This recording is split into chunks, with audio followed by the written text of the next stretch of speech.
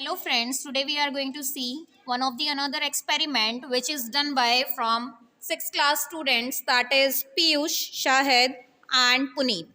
Let's see how it will work.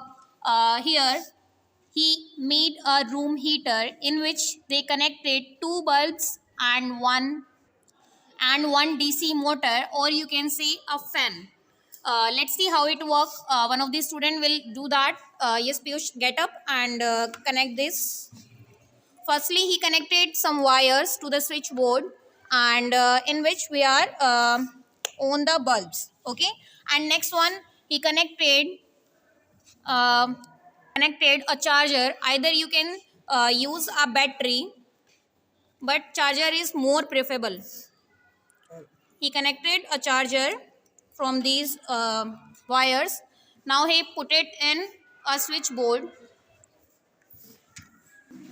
Now he connected this wire from the switchboard, and let's see, we are going to switch on the button, and that DC motor will start working, and you can feel that the air is hot now.